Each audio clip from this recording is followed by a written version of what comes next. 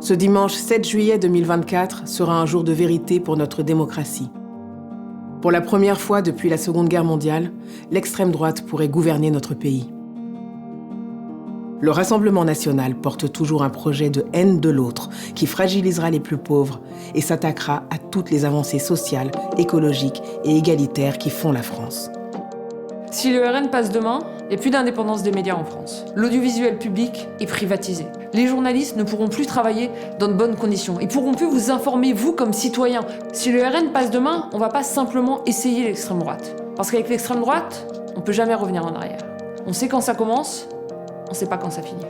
Il y a quelques mois, une proposition a été faite à l'Assemblée nationale de rembourser intégralement les frais liés au cancer du sein. C'est la première cause de mortalité chez les femmes.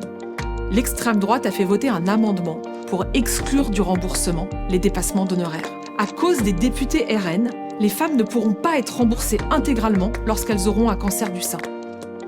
Moi qui me suis toujours considérée comme une Française à part entière, on est en train de me dire que je ne le suis pas. J'ai peur du Rassemblement national qui veut créer des Français de seconde zone. J'ai peur pour ma famille, j'ai peur pour mes amis, j'ai peur de la violence que tout cela est en train d'engendrer.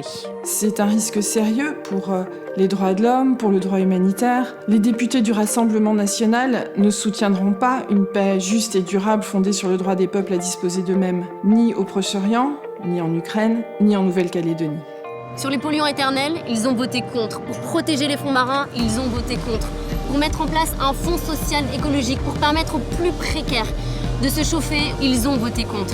Ils sont systématiquement du côté de l'industrie et jamais de celui de l'urgence climatique. On vit une décennie qui est particulièrement cruciale pour nos enfants et pour les générations à venir. Nous sommes en 2024 et personne ne peut garantir aux enfants qui naissent cette année que la planète sera encore habitable l'année de leurs 30 ans. Alors face à ça, on doit subir l'inaction climatique du président de la République et de ses gouvernements. On doit aussi subir le déni climatique, les mensonges, les manipulations du Rassemblement national qui n'a rien compris au sujet. Et puis, il y a le Front populaire. Le Front populaire qui fait du défi écologique sa priorité, mais aussi une opportunité pour vous.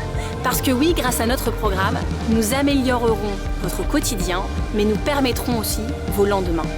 Alors, pour le climat, pour votre santé, pour la biodiversité, le 7 juillet, aucune voix ne doit manquer.